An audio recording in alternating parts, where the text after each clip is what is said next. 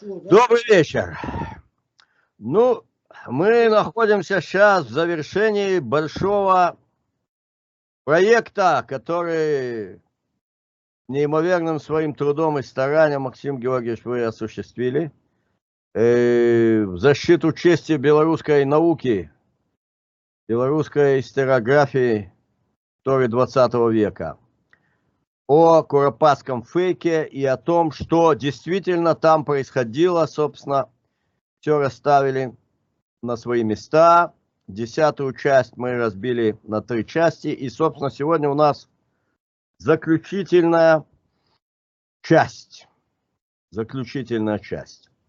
И в трейлерах к 10-й части, которую мы пустили, был там вот такой момент.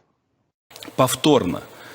Документы, которые хранятся у нас, документы в Национальном архиве специалисты проработали. Кроме вот того, что вы сказали, подтверждения, мы больше ничего не нашли. И даже в отношении этих двоих людей, в отношении которые сохранились там квитанции, данных ни в нашем архиве, ни в архиве МВД, поскольку, если они выселялись, это было в архиве МВД, не было. То есть, другими словами, товарищ генерал Сергеенко зафиксировал тот факт, что никаких документальных подтверждений расстрела в Зеленом Луге нету. Дальнейший разговор бессмысленен, глуп и беспредметен. Если у вас есть документы, то документы на стол. Нет документов, все. Значит, все сказанное вами просто трепотня. Собственно, то, что вы говорите там в ролике, что разговор глуп и беспредметен, это цитата из нашего знакомого товарища доктора Марзалюка. Игорь Александрович. Да, и давайте тогда посмотрим, как оно было и как участие товарища Сергеенко в том пресловутом круглом столе до сего дня, оно, собственно, очень печально отражается на состоянии белорусской науки. Вот, давайте посмотрим на это дело.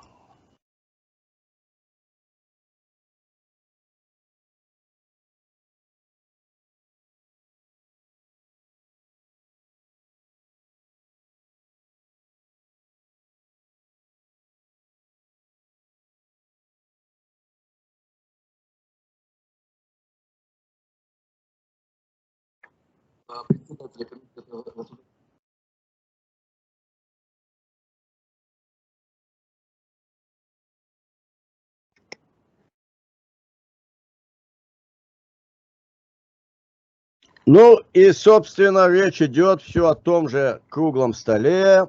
Это сейчас этот самый должен был быть, этот Мерзалюк, правильно я так понял? НКВД расстреливало в Минске только ведь в 2 местах. Это были Колодезь. Если позволите, я все-таки дам конкретный ответ. Да. Я очень уважаю Комитет государственной безопасности Республики Беларусь. Вы не считаете, что в КГБ работают фальсификаторы? Да или нет?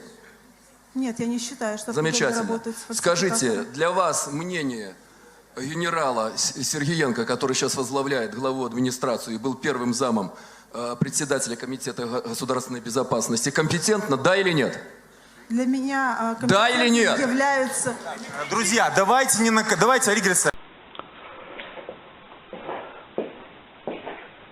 Продолжим тему, как сказал один толковый человек. Дополним тему.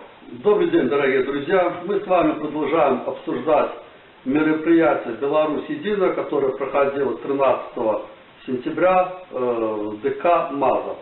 Это вот он, собственно, знаменитое, то можно видеть у меня на канале, там оно в нескольких сериях даже.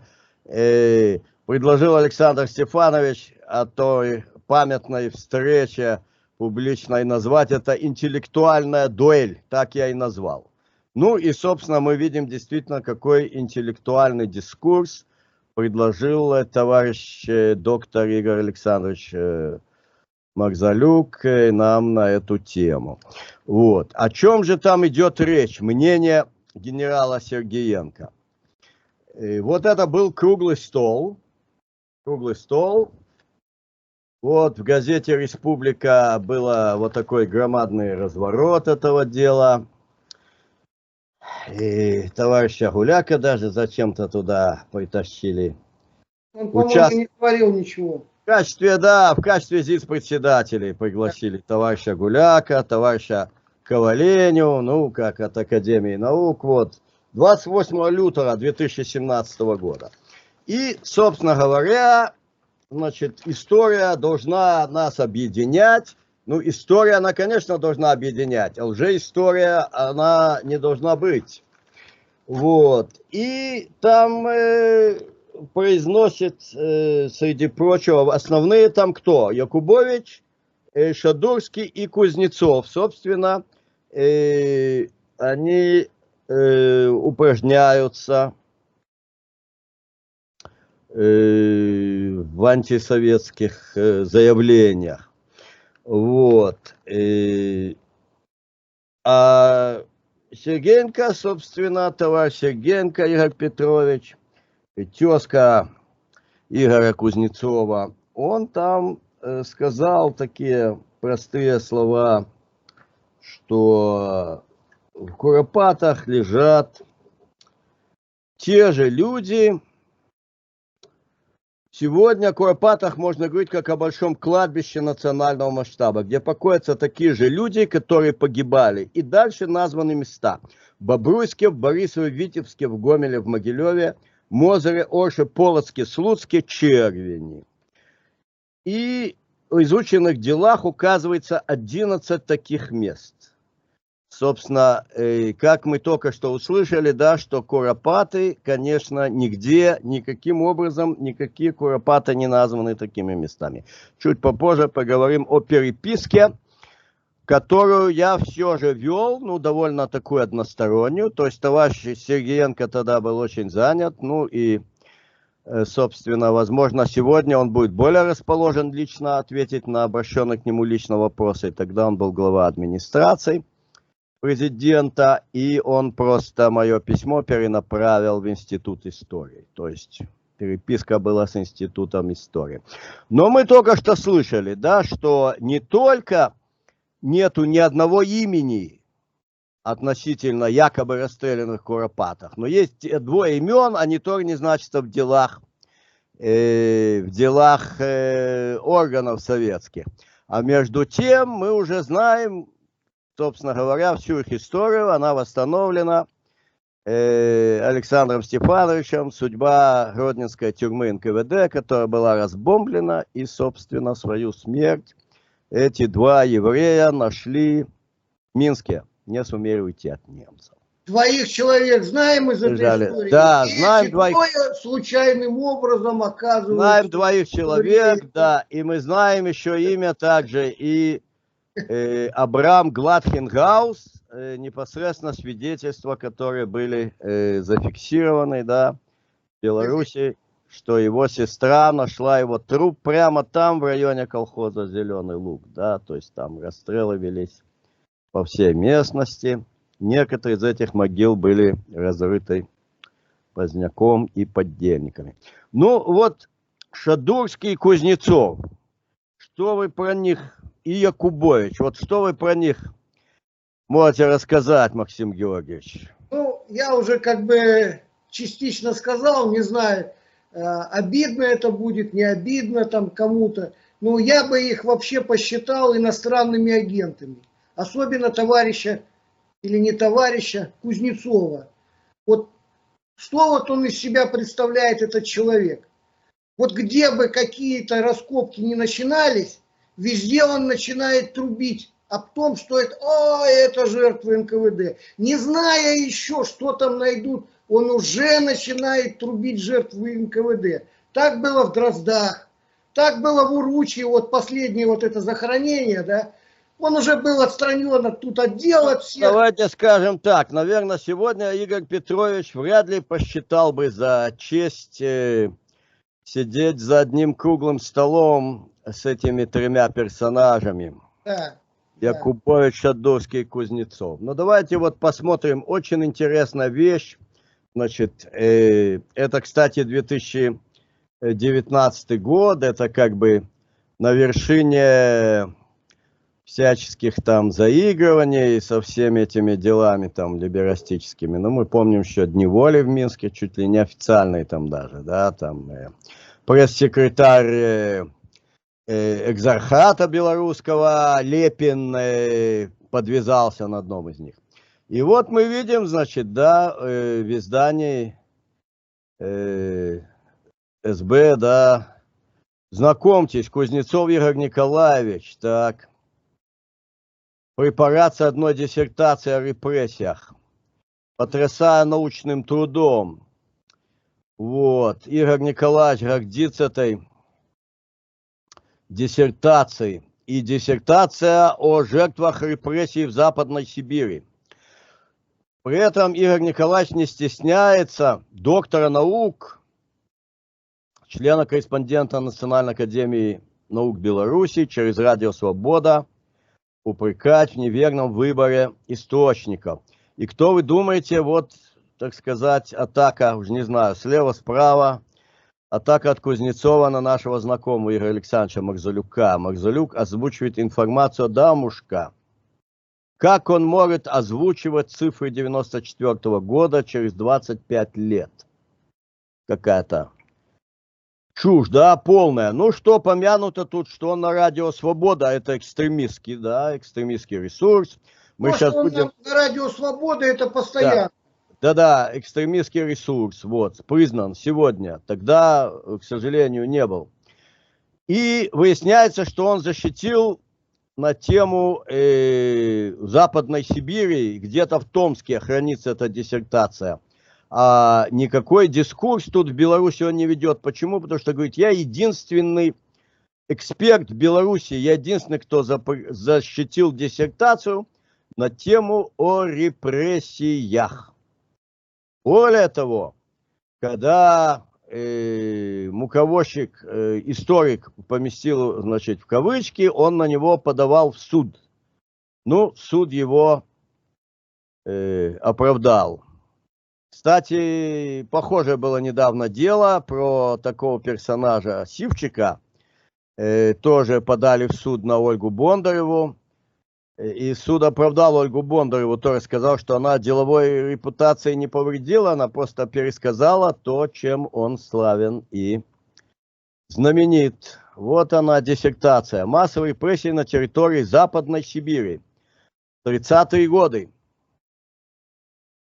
И реабилитация жертв террора. Ну, это понятно, что в РФ, там же Ельцин-центр стоит, все эти дела, самое место. Но как он себя может позиционировать, недоумевает тут СБ Бай. Как он может себя позиционировать вообще специалистом по событиям в Беларуси на том основании, что он защитил диссертацию по Западной Сибири. Вот. Ну, такой ученый работал на факультете, между прочим, международных отношений. Вот. Там же ты Шадурский, да? Да. А Шадурский, что вы про него можете сказать? Ну, за это могут сказать те перебежчики, которые у нас существуют, вот именно из Министерства иностранных дел. Да. Наверное, больше всего в 2020 году у нас оказалось предателей именно вот от культуры и от иностранных дел. Как бы так, что тут еще? Если деканом факультета международных отношений был господин Шадурский, так нам не надо удивляться, не так? Вот я и думаю, что это его очень такая вот заслуга во всем в этом. И вот товарищ Гайдукевич тут очень красиво говорит, да, на портале «Минская правда». Бывший декан факультета БГУ предал родину ради сытой жизни. Вот. Ну, он, очевидно, предавал долгие годы не только родину, но он еще предавал и свои эти убеждения или антиубеждения. Но не так уж он их скрывал. Тут товарищ Гайдукевич, я думаю, не прав, потому что на самом деле он написал опус еще давным-давно.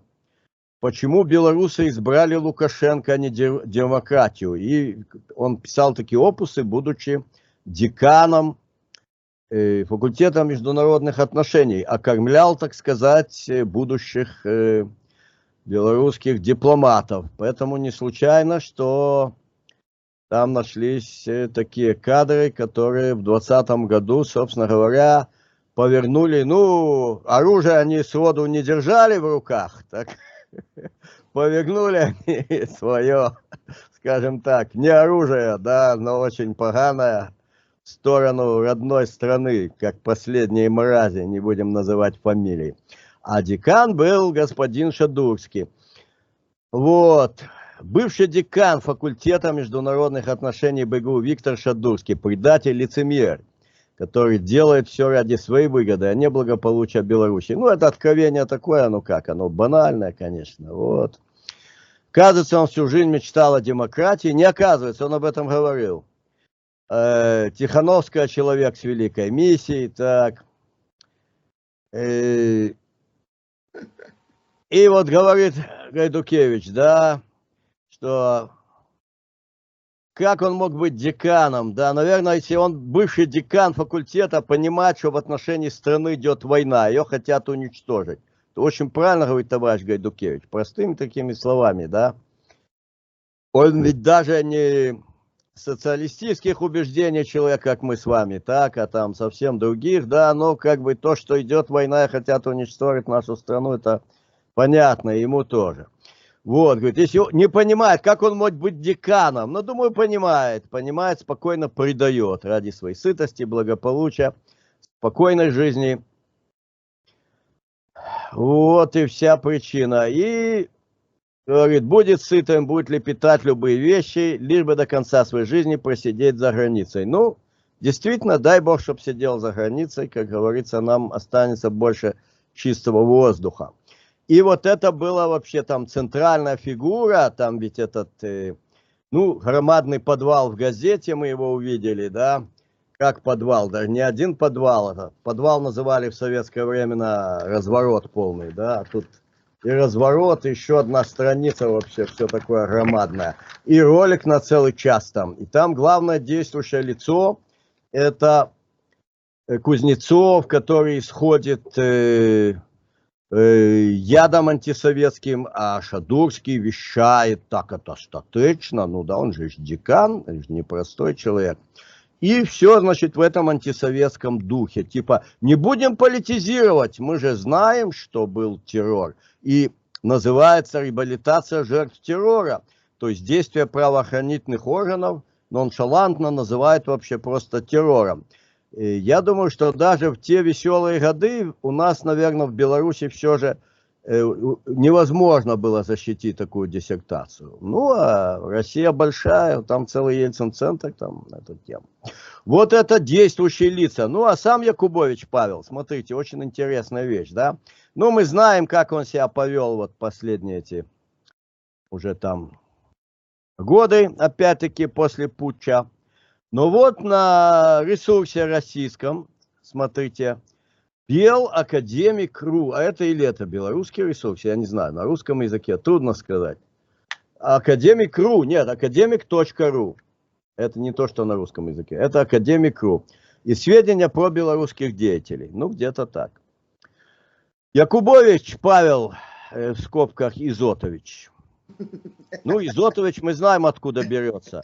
В общем-то, Израилевич, так, ну, он родился. То, что жидоедская кодла недобитых фашистов, так называемой оппозиции, его постоянно именовали, значит, Пинхасом Израилевичем, это неверно. Никто его Пинхасом не называл, отродясь.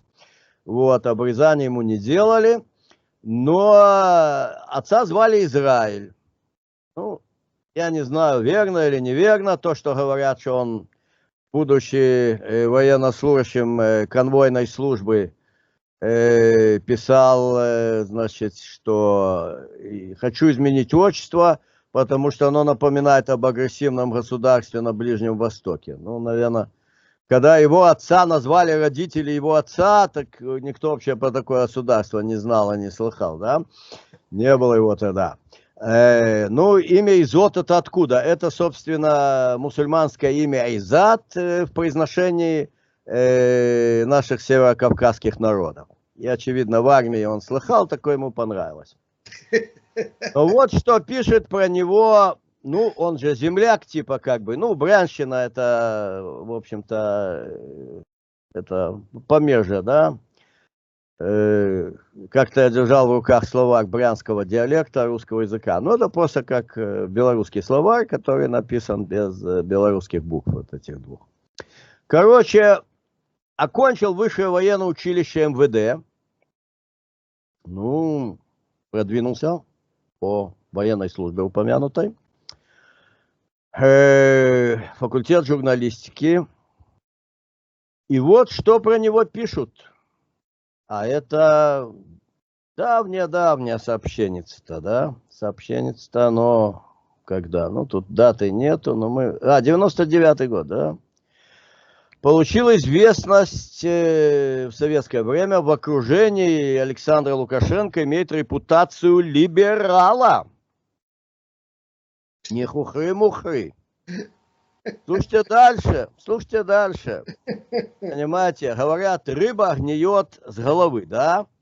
А вот данный отдельный человек, он если гнилой в голове, так вонь-то от него идет. Но надо просто нюх на эту вонь, чтобы уловить этот нюх. Удостоен международной журналистской премии, международной «Золотое перо» за защиту демократии. Присуждена за материалы, опубликованные во время августского путча 91 года. Вот. А августовский путч 2020 года, который у нас был, он расставил на свои места, так сказать, очень многое. И либералы как бы перестали прикидываться белорусскими патриотами, а показали свое гнилое нутро. Ну, я уже говорил, в фильме своем, да, я как бы сказал, вот эта фраза его о том, что куропаты должны охранять все, и БРСМ, и молодой фронт. Фраза восхитительная. Ну, был курс на интеграцию, как сказать, да, вот на интеграцию. Ну вот мы видим, собственно, экстремистские ресурсы, экстремистские, слава богу, признаны экстремистскими, резвились долго и безнаказанно. Но мы не будем их открывать, тем более, что у меня оно и не открывается. У меня Белтелеком, естественно, и я эти все ресурсы уже видеть их не могу. Вот, наша Нива, экстремистский ресурс. И мы можем видеть, Павел Якубович, двоеточие, в Куропатах устроили инфернальное. Ну что, мы уже не знаем. Ну, это уже пусть те, кто имеют профессиональные полномочия открывать эти ресурсы, может заинтересуются этим нашим роликом, пусть посмотрят, что там инфернальное.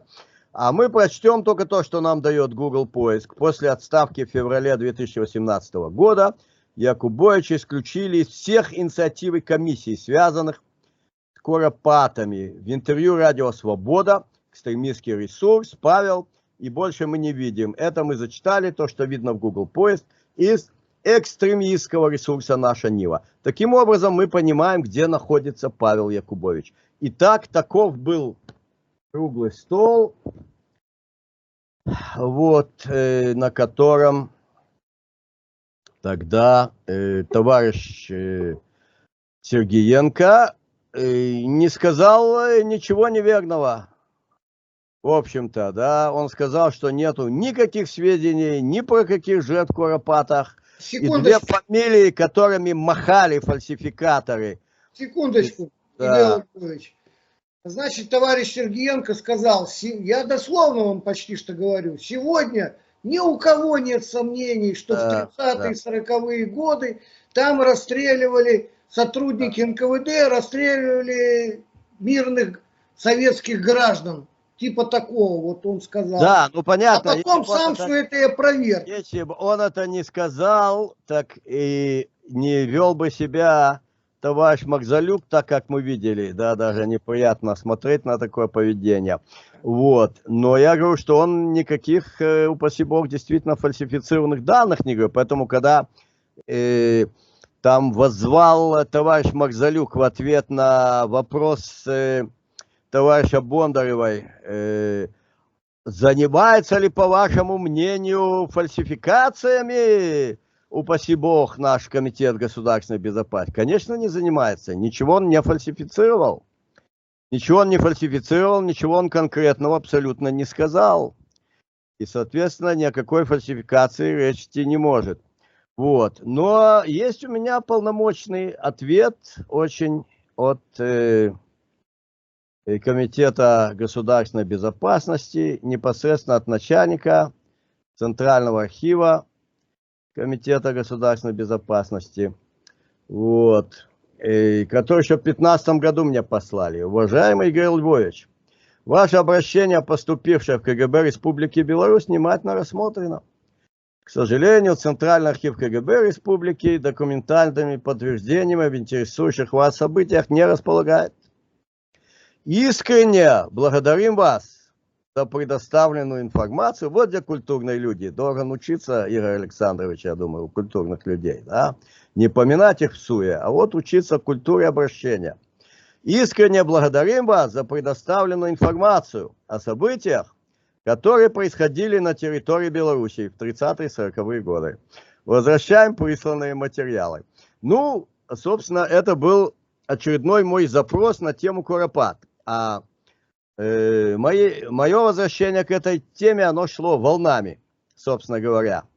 И почему оно наступило? Дело в том, что когда умер мой отец в Минске, после моего возвращения на родину в 2010 году, да, я увидел там письмо в его архиве, разбирались с сестрой. Письма, которые он направил в сионистскую газету «Авива», она по сей день издается в Минске. И где-то у меня вот это письмо, тут разложил все свои бумаги уже. Вот оно, да. Вот она, машинописная. Так. Вот. Сионистскую газету «Авив» и лично журналисту Якубовичу в редакцию «Народной газеты». И там, собственно, все эти очевидные вопросы относительно женщин, относительно предметов в изобилии найденных иностранного обихода и всякого другого, что, значит, как хорошо должен знать был военнослужащий конвойной службы, у выводимых на расстрел при себе не находят, колющие, режущие, всякие такие. Вот. И раз мой отец занимался этим делом, он же мне это посылал, я просто после его смерти как-то счел своим даже долгом как-то, сыновным, еврейским долгом, все-таки там как-никак место массовой гибели моих единоверцев. Среди прочих и в основном. Так что никаких сведений в архиве нету. Искренне благодарят меня за предоставленную информацию. Ну, собственно говоря, что была за информация? В свое время газета коммунистов опубликовала мое открытое письмо к Анатолию светлой памяти Анатолий Владимирович. Вот, когда я прочел эту, собственно, книжечку его, и вообще вдохновленной этой книжечкой я сделал свой большой курс лекций на эту тему. Это, собственно, первые ролики, которые со стороны патриотического гражданского общества появились на тему Куропат в интернете. Ну, а сейчас уже, слава богу, очень много. И книжка уже это не единственная. Книжку издали товарищи Плавинский и Пешка. Да хранит их Творец и защищает. И газета «Коммунист Беларуси» опубликовала то, что я на эту тему написал, вопросы поставил. Там я вкратце суммировал, почему полностью исключается, что те артефакты, которые были описаны Поздняком и подельниками, они могут каким-то образом представлять что-либо кроме гитлеровских расстрелов. И тут вот я хочу рассказать такую полезную вещь. Значит, в Тростенце официально говорится, что там все были сожжены жертвы. Но на самом деле, когда начались раскопки в Тростенце, там была обнаружена одна могила, и раскопало-то почему-то раскопки эти постоянно дают делать археологам средних веков. Но, значит, на счастье, кроме как тогда в сумасшедшие годы катастройки, змеиный поцелуй Америки, они заключения свои умные о том, что жертвы репрессий лежат, они, значит, не выносят, кроме как прокурора Патрии. Ну, соответственно, в Тростенце ясно, что это жертвы гитлеровцев. Нашли могилу ровно такую же, с предметами обихода Западной Европы. Прямо там были трупы в одежде, кто где, прямо с эшелонов. То есть тоже один из эшелонов вот этих с евреями из Центральной Европы, которых вывозили на уничтожение. Ну, мы это подробно в нашей беседе о сионистских извращениях истории осветили, да, что было тут осенью 1941 года. Вот такой был дранг вывозить из Центральной Европы на уничтожение на свежеоккупированные земли СССР. И археолог Кошман раскопал эту могилу. И сотрудникам стало известно об этом от него. А моя жонка, да хранит ее Творец и защищает. Она проработала 30 лет в Институте истории Академии наук и в этом самом отделе археологии. Ну, в отделе зооархеологии она специалист, собственно, была крупнейшей в республике, за рубежом известной, в соседних странах, братских и не очень, по зооархеологии. И она, собственно, в ходе занятий зооархеологией, в общем-то, стала стихийным креационистом. Убедилась в отсутствии одомашивания и прочего. Ну, и тут уже ей, собственно, на роду было написано выйти замуж за раввина тоже. Велик промысел Божий. Так вот, она непосредственно, когда начаты были раскопки в Тростенце, она слышала, что могила такая найдена, которая буквально все, что там вот было в этой могиле, это точно как то, что описано Поздняком с поддельниками. И в опубликованных результатах это, значит, описания не было. Ну, потому что сразу оно бы зажгло лампы. Давайте посмотрим, что же пишет Кузнецов в одной из своих публикаций на экстремистских ресурсах. Экстремистский ресурс, не буду его называть, но он включает в себя слог из слова проститутка. Так вот он пишет так, что если в первой, третьей могилах обувь, преимущественно отечественного, кустарного производства. Кустарного производства это галоши из покрышек, которые в гетто люди вырезали. Как мы, собственно, знаем из всех описаний гетто и Минского, и Виленского, да, и подробно это тоже описано в книгах товарищей Плавинского и Лепешка. Так, это называется обувь кустарного производства. То в 5, 6, 8 раскопах было очень много обуви с маркировкой зарубежных фирм. Джентльмен, Пепеч, Бата, Санок, Руговар. Вот. И вот он, значит, перечень находок в раскопе номер 2. Тоже там, значит, расческа с маркировкой British Made. British Made. Так. Это понятно, что те самые эшелоны из Центральной Европы, собственно говоря, как мы в нашей серии, это все дело осветили. Теперь я хочу рассказать о своей переписке. Итак, я направил письмо товарищу Игорю Сергиенко, который тогда был глава администрации, поставил ему ряд вопросов.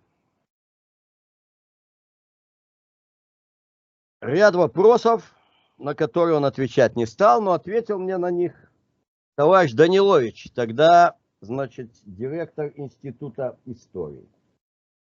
Довелось мне с ним встретиться, когда он уже был не директор Института истории, а на новой своей должности. Вот, и я помянул эту переписку. Ну, что мы могли вам уже ответить? Ну, посмеялся, типа, мол, все понятно, да. Так я говорю, может быть, настало время просто научно дать нужные заключения соответствующие. Ну, понимаете, я сейчас над диссертацией работаю докторской. Зачем мне надо, мол, это все дело? И вот пришел ответ по вопросам. Значит, был вопрос. Откуда известно о существовании расстрельных полигонов в указанных местах этих всех, да?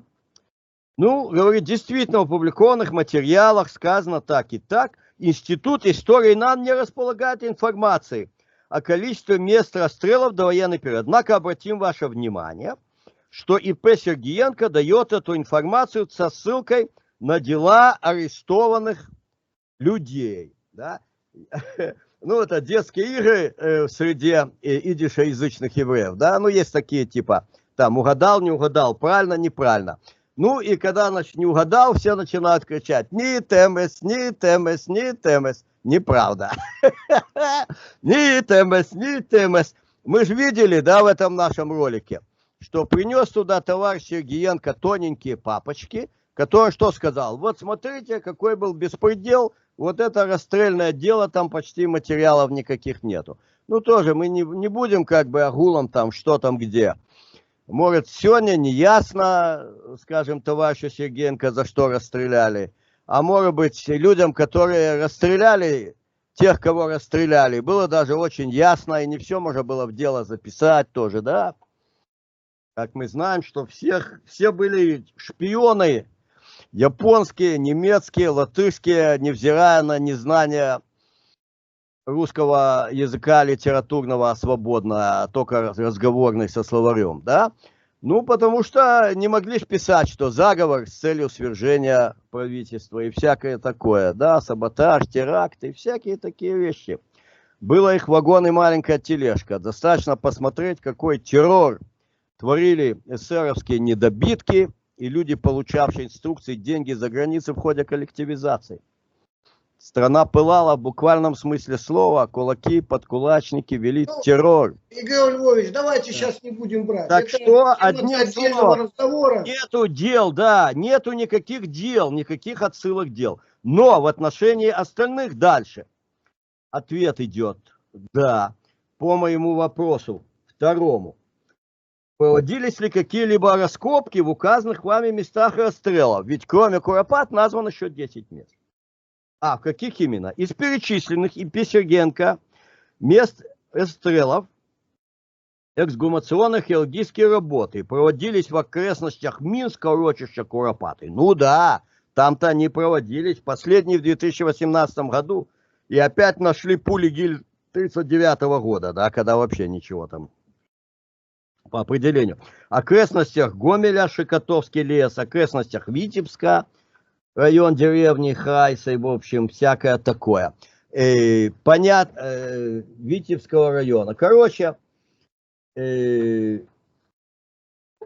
проводились раскопки, тоже надо очень хорошо посмотреть. Это тоже все непросто.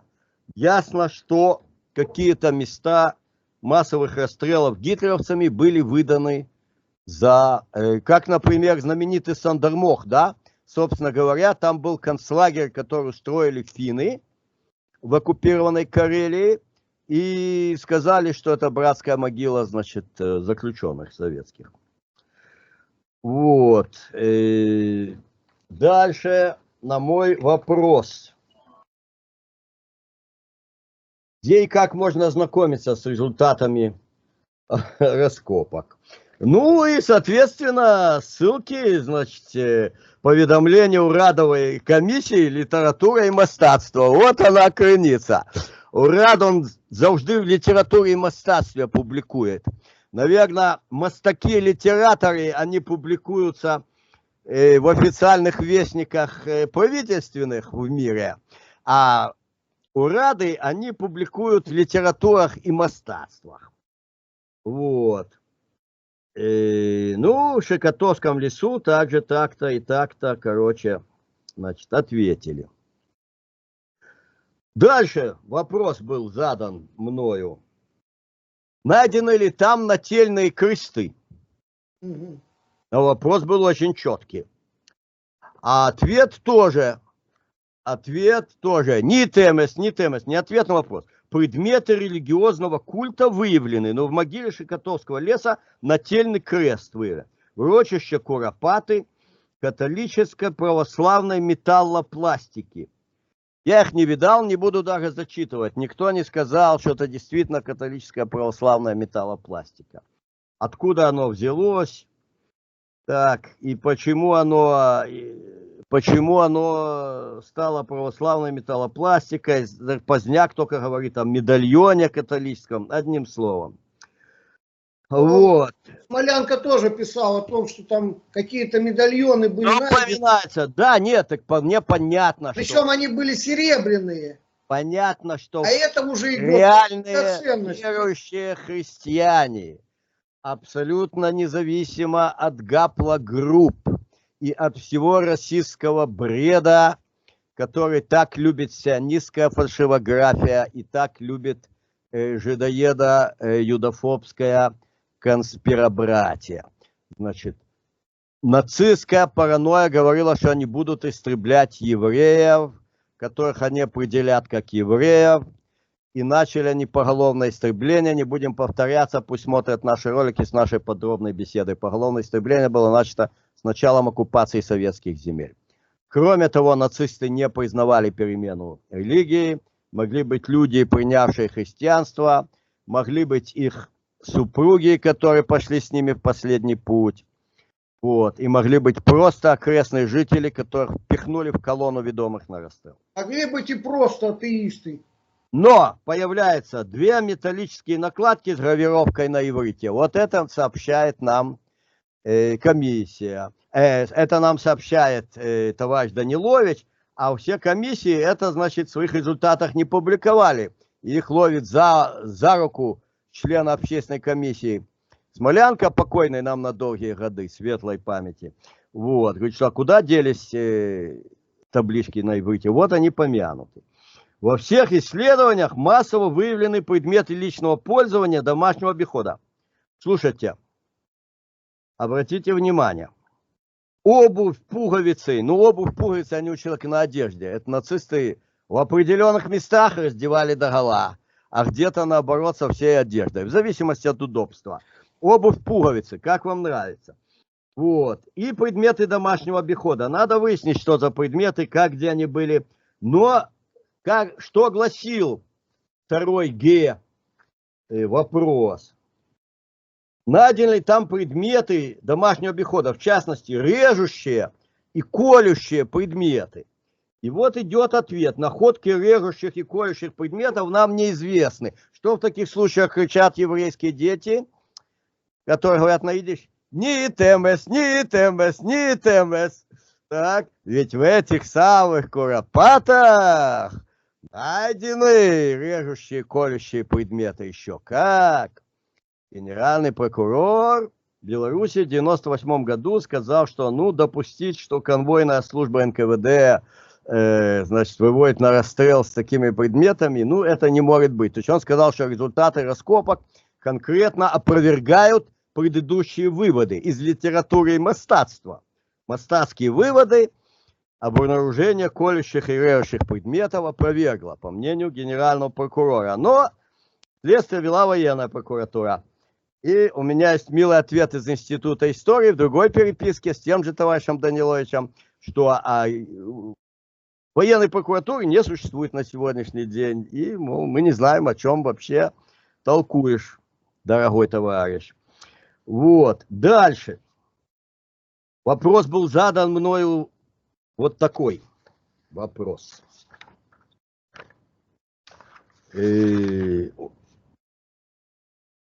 Найдены ли там ювелирные иные изделия из драгоценных металлов, драгоценные украшения? Ну, то, что сказал тогда товарищ Сергеенко, такие же люди, ну раз такие же, давайте смотреть аналого-сравнительное сравнение. Вот. Ювелирные и иные изделия из драгоценных металлов крайне редки, отвечает товарищ Данилович. Однако встречены в куропатах. Кольца, цепочки, зубные коронки. Ну как редки? 3,5 килограмма, смотрите, 3 части последней серии нашей, и смотрите трейлер, где Майно. Да? 3,5 килограмма драгоценностей, куда-то они вдруг исчезли, говорят, были уничтожены по законах. Такие у нас законы, интересно, уничтожать ценности. Причем найденные в одной могиле. Найдены только в одной могиле, но мы знаем, что так называемые вандалы, да, а просто недобитки, по наводке недобитков непосредственно, которые знали, в какой могиле что есть. Они пошли, накопали драгоценности и видели прямо валяющиеся драгоценности там в начале 90-х годов, во времена Шушкебищины веселые. Так что... В 91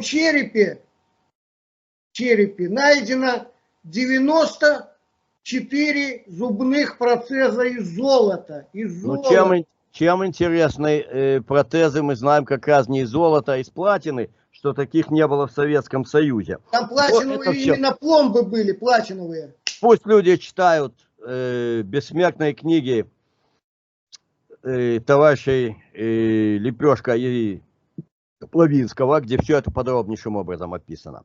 Но делу дать, хотя законы, виды, толк, я не силен в цитировании вершев. Так, значит, добавляет товарищ Данилович, в Щекотовском лесу зубные коронки. А что кричат еврейские дети в таких случаях? Ни ТМС, ни ТМС, ни ТМС. Я спрашивал, что? Я спрашивал изделия, ювелирные иные изделия из драгоценных металлов и украшения. Коронки, пардон, это не украшения, это не ювелирные изделия. Это, в общем-то, анатомическая такая часть. Поэтому, ну, еще раз, Щекотовский лес, как говорится, надо хорошо посмотреть, что там, где и как, но в любом случае, ну, конечно, у советских людей могли быть коронки из драгоценных металлов. И, конечно, кривавый инкус у людей золотые коронки не рвал, в отличие от нацистов в ряде случаев. А они рвали тоже не во всех случаях. Там, где фабрика уничтожения, там на вот волосы женские состригали. А там, где в чистом поле и с эшелона в могилу, так там не занимались всякой такой фигней, а где-то занимались. Вот. Но, то есть, понятно, интенция моих вопросов понятна, что если где-то известны места, где захоронены люди и указаны эти места в расстрельных делах, да, как раскопал Александр Стефанович, собственно говоря, а в чем тут преступление советской власти, что террористов, врагов народной власти расстреливали за саботаж, за диверсии, за что угодно, да, расстреливали. В том числе и по навету, по наклепу. Было такое дело, было, да. Ну, раскопал Александр Стефанович реального бандюгу, террориста, значит, за неоднократное убийство расстреляли. И указано, где он захоронен после расстрела, так?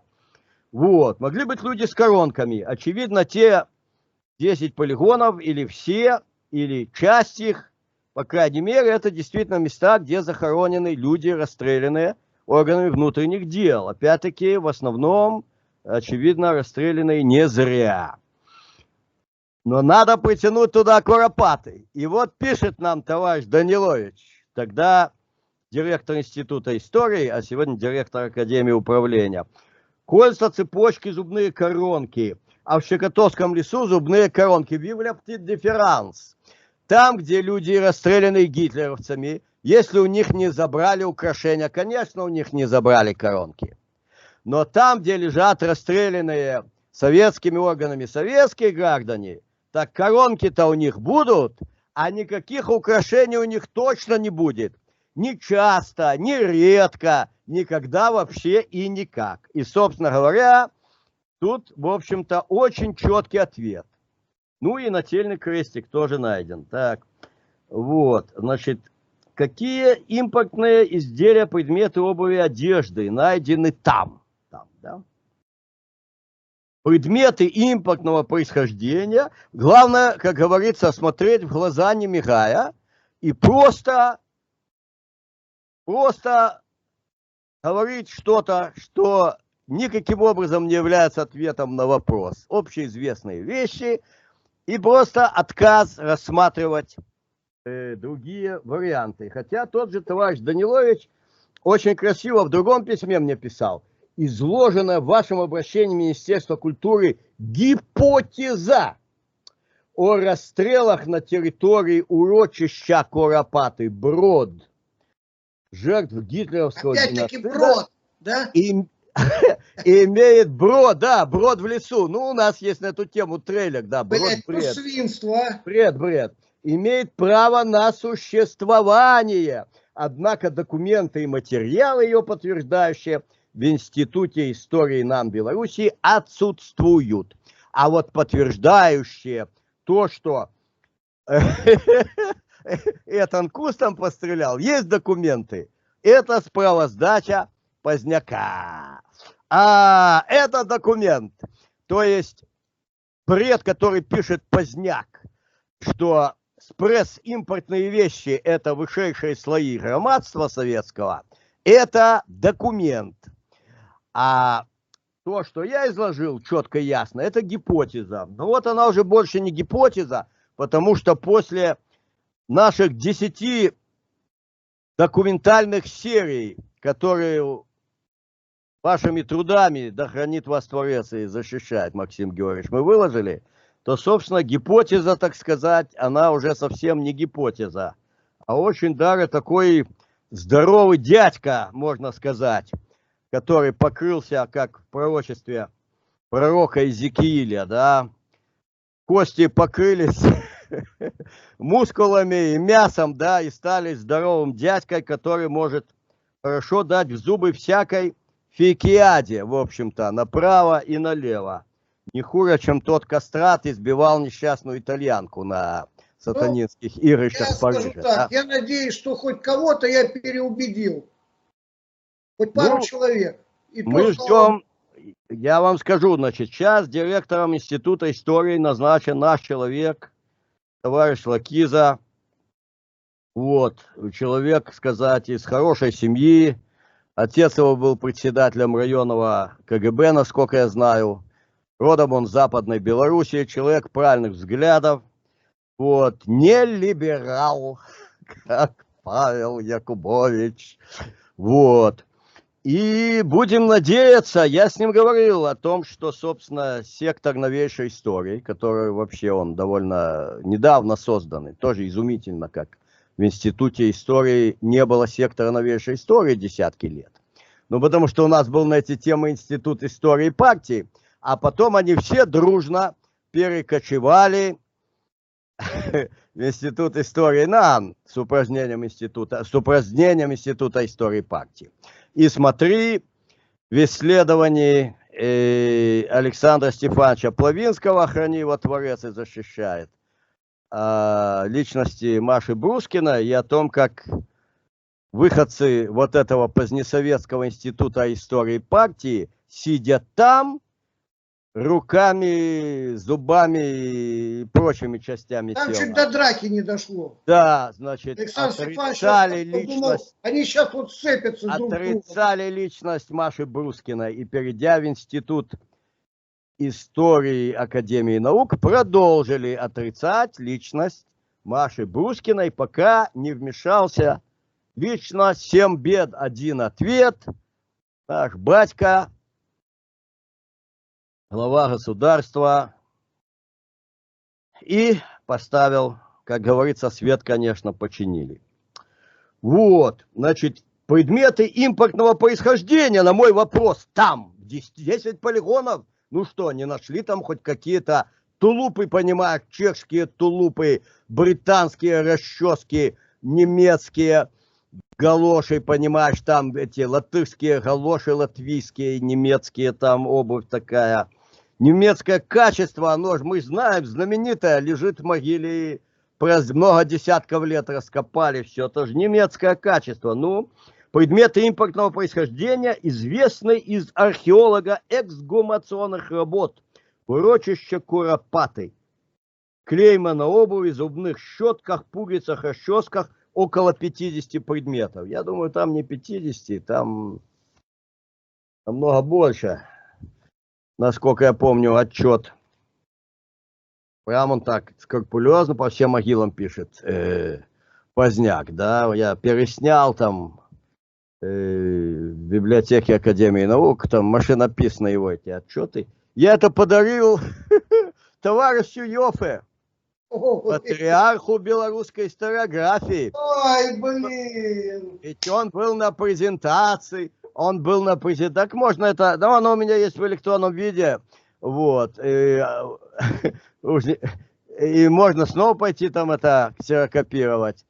Вот, значит, он попросил, чтобы я ему это дал, я ему подарил. Он ведь был на презентации. дело, что он был у Поздняка этим самым экспертом, когда Поздняк там раскопки вел. Вот, на презентации книги Александра Стефановича, он ведь там был.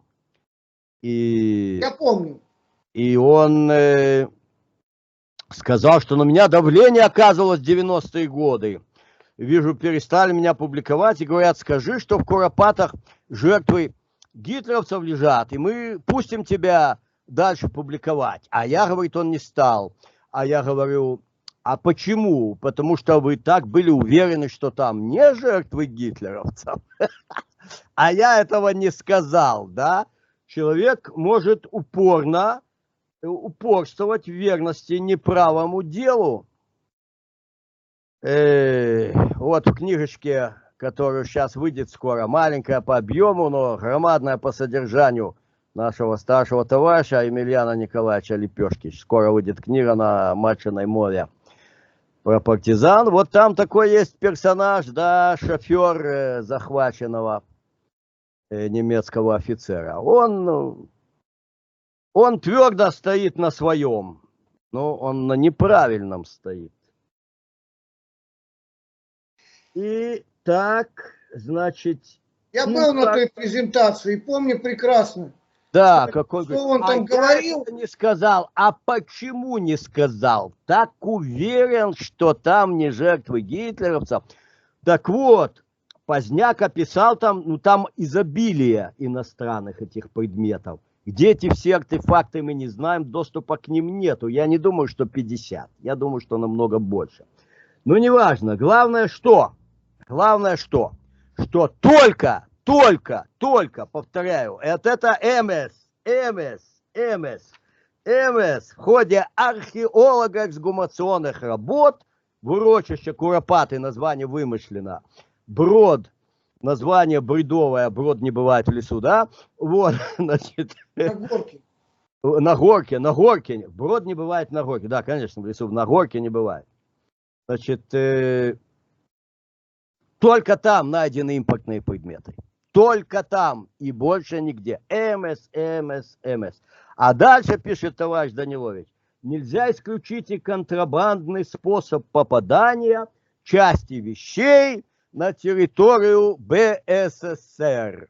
Это уже такие домыслы вообще. В воздухе.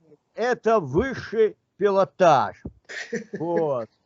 Это как Иван Федоров рассказывает, как он там летал под мостом кверху колесами, там 3 раза сказал, пролетел. Что это вот рассказ, вот так вот ужом человек извивается. 3 раза пролетел, вот а потом по нему уже начали стрелять зенитки, боялись, что мост свалит. И тогда он улетел с испытательного аэродрома на фронт. Вот. Может, что-то приукрашивать, что-то нет. Действительно, выдающийся герой войны совершенно. Так вот, тут такая 8 кверху колесами под мостом.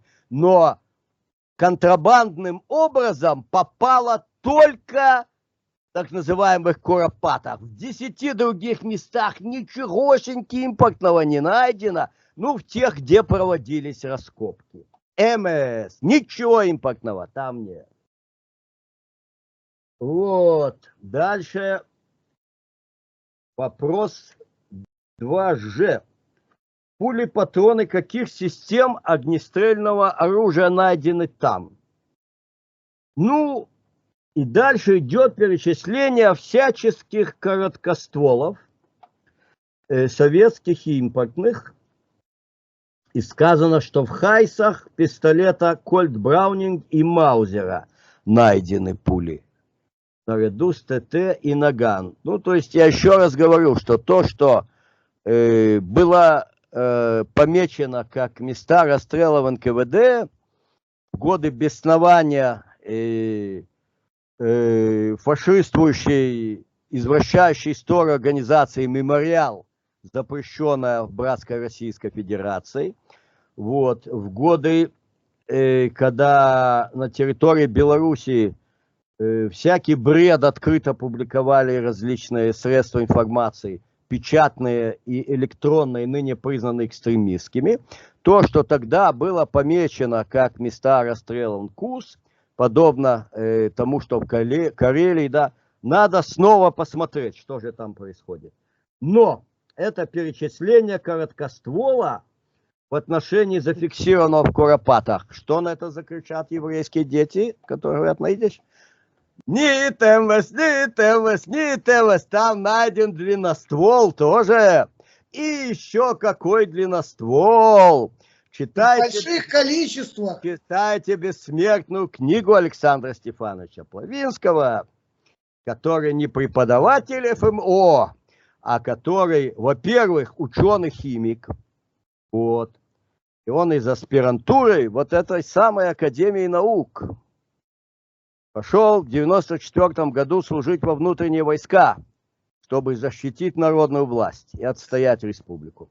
И он военный, и у него подробнейшее описание, откуда, где и как идет этот длинноствол, да и ролики на эту тему записаны. Ну, мы говорили даже в этом, там, где они ставили памятник, море нашли гильз, море. Там все полное описание гильз, которые использовали полицейские формирования в Беларуси. Невозможные, да. Ну, а короткоствол тоже, конечно, использовался. Вот, ну, кто у нас референты, ведь подписан товарищ Данилович под письмами, да. Вот, ну, под этим письмом подписан Данилович, референт Кошман. И другая переписка, которую вел с товарищем Даниловичем, где он сказал, что имеет право на существование гипотеза, да, Кошман и Иов, но это, собственно, та самая археология средних веков. То есть дискуссия не ведется, да, ну, в отличие от Кузнецова, по крайней мере, мне не ответили из Института истории, что ты, сука, сначала защити диссертацию на тему о репрессиях, а потом будем с тобой говорить. Ну, хотя есть один доктор наук, который на предложение обсудить за круглым столом не спеша артефакты, именно в таком духе и отвечал Александру Стефановичу еще, значит, несколько лет назад. А кто он такой, чтобы я с ним говорил? Вот. Институт истории не видит оснований не доверять заключениям Следственной группы и прокуратуры БССР. Ну, я надеюсь, что после этой нашей серии Максим Солдаткин за честь белорусской историографии, наверное, Институт истории НАН и товарищ Данилович, который там уже не работает, и ныне действующий, здравствующий, да хранит его Творец и защищает, директор Института истории, товарищ Лакиза, найдут основания не доверять заключениям Следственной группы и прокуратуры БССР. Смотрите, я сейчас скажу то, что я не говорил в этом фильме, ну, как бы выпустил просто из виду, но то, что я уловил из книги Анатолия Владимировича Смолянка. Значит, Анатолий Владимирович пишет так. Ну, если вы хотите действительно разобраться во всех вот этих вот делах, да, ну, возьмите там, у вас находки есть, да, возьмите дело. И там в каждом деле этом есть опись изъятых вещей. У каждого этого самого.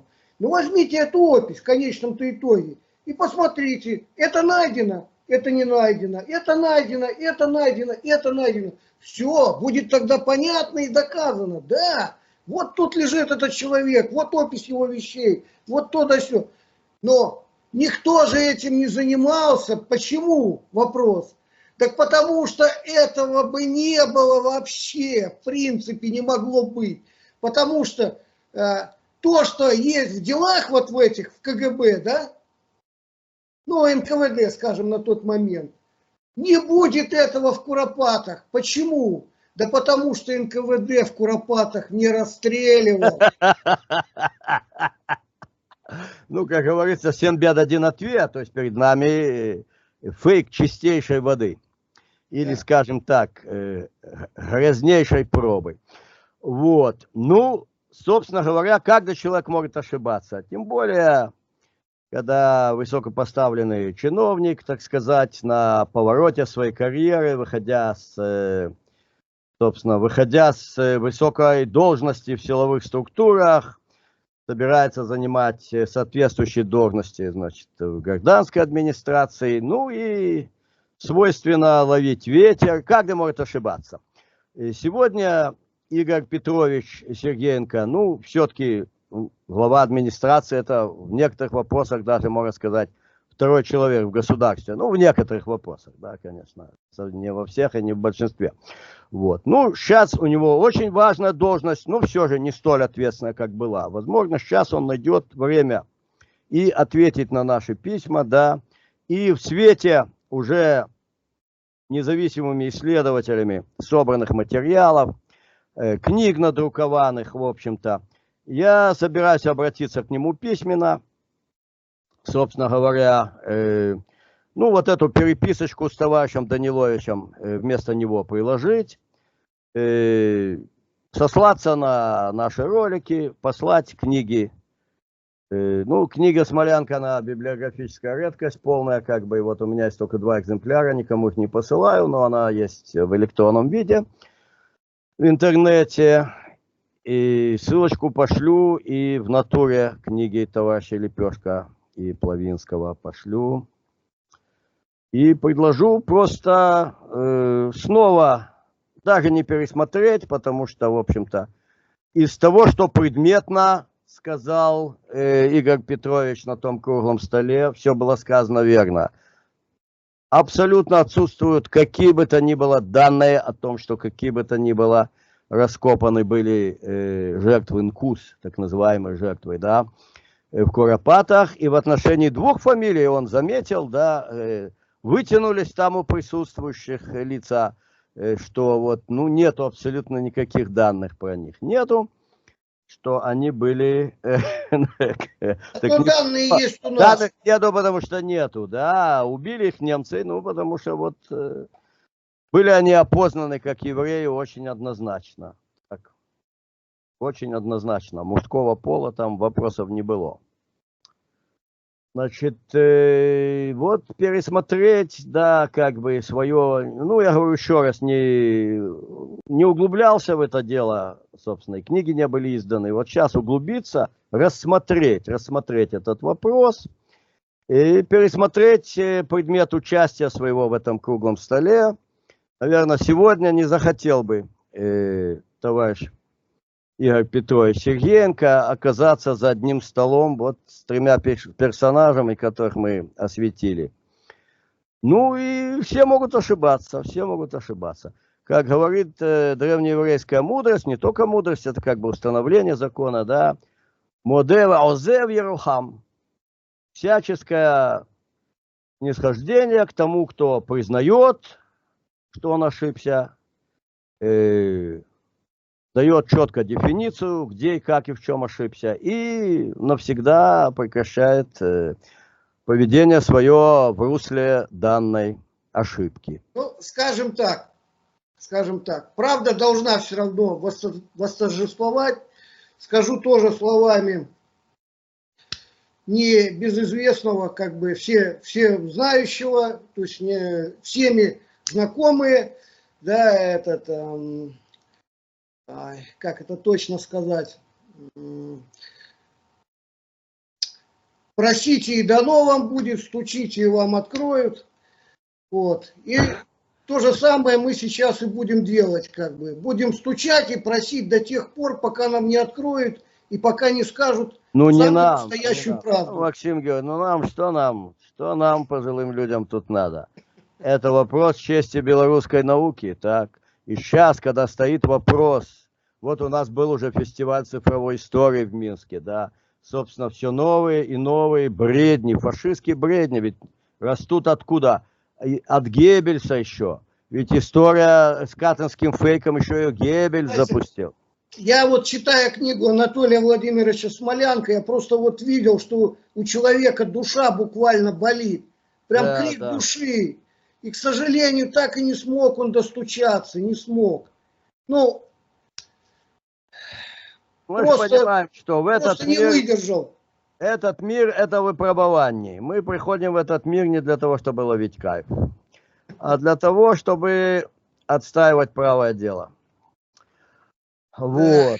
К сожалению, И- правое дело приходится отстаивать. Ну, и слава богу, Беларусь как бы, она яркий пример того, что вообще это бывает успех у людей в отстаивании правого дела. Буквально всему миру наперекор. Ну, Вот. к сожалению, я так смотрю, вот это наша историческая наука, да, вот которая там вот сейчас вот находится, все, она в этом направлении никто, ну, это или не популярно у них. или Сейчас, что. сейчас белорусская историческая наука на распутье. Ведь оковы хрущебесия и катастроечных беснований, и соросовских учебников, и всех бредней по извращению истории, оно легло тяжелейшим пластом. Знаете, есть такая норвежская чесотка, да? Чесотка это такой, ну, чесоточный клещ, такое микроскопическое насекомое, которое поселяется у человека на коже, там он начинает чухаться, всякое такое, да.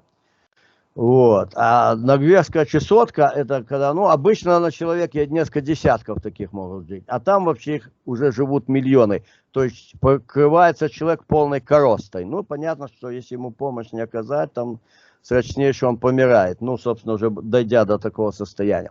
Так вот, этой норвежской чесоткой, собственно, покрыта была историческая наука в союзном государстве, и Беларуси начали скидывать, оно в норвежскую чесотку не перешло.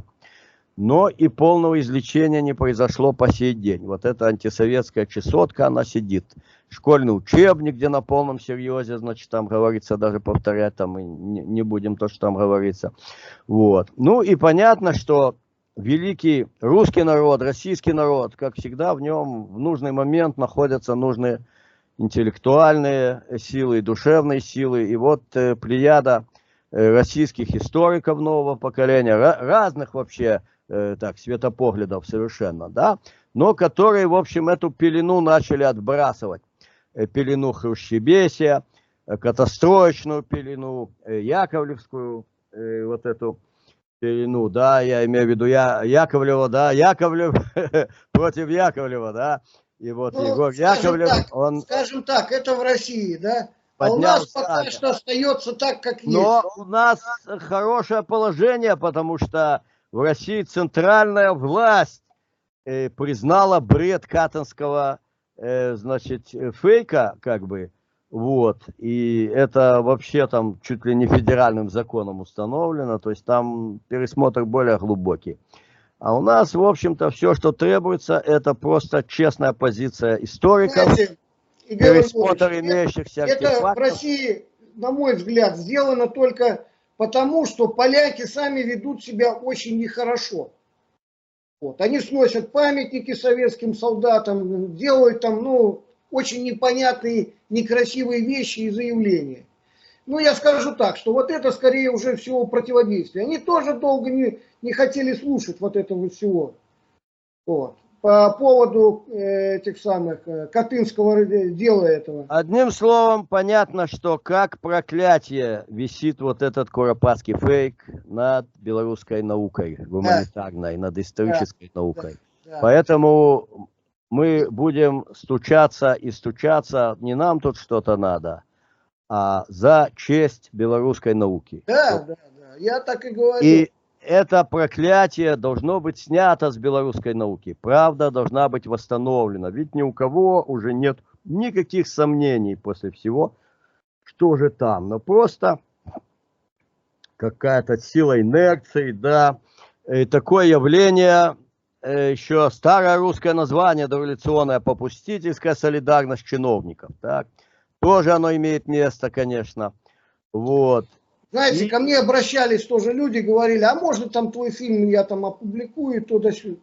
Я уже всем сказал, берите, размножайте, публикуйте, лишь бы все об этом знали.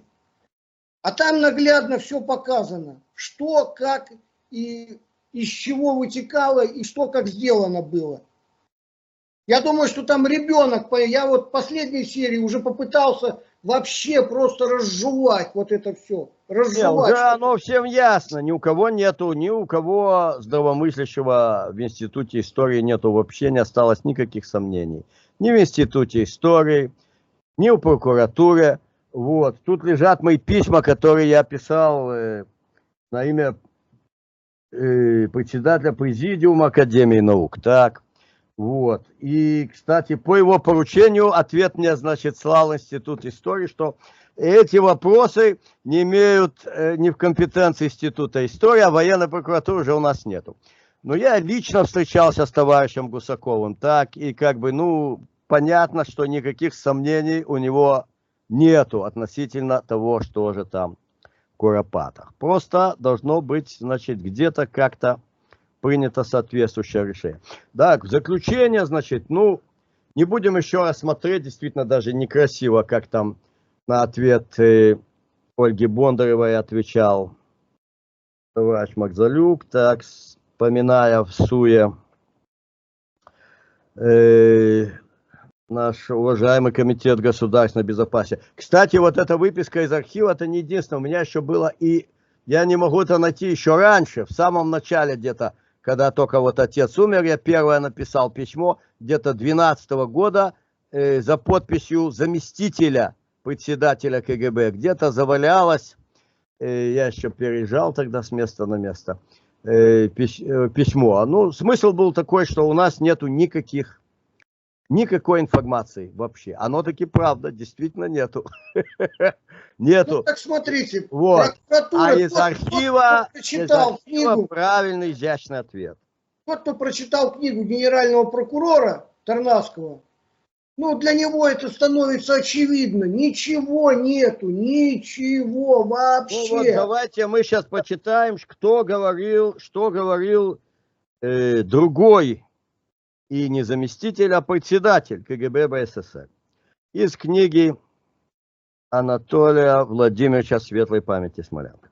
В еженедельнике 7 дней от 3 сентября 2009 года, номер 36, публикован материал редактора ПВ Чикина, так, под заголовком «Момент истины» или август 91 года. Автор рассказывает о своей беседе с И. Ширковским, председателем КГБ БССР, которая состоялась вскоре после того, как в газете «Мы и время», но это была газета коммунистов Беларуси тогда, которая, собственно, подняла знамя противостояния извращению истории, редактировал в то время Виктор Чикин. Появилась статья, ставившая под сомнение версию Поздняка о Куропаткской трагедии. Привожу некоторые высказывания генерал-лейтенанта КГБ. Ну, пусть Игорь Александрович Марзалюк нас, надеюсь, слушает, да. Я внимательно слежу за начатым вами, то есть общественной комиссией, расследованием Куропаткской темы. Начал собственное расследование и уже собрал солидное досье. Но это личное досье, оно у него в семье. В пользу вашей точки зрения говорит то, что количество обнаруженных в Куропатках человеческих останков на порядок превышает численность белорусских граждан. Ну, как говорится, перед тем, как ломать копья, давайте посмотрим, о чем идет речь.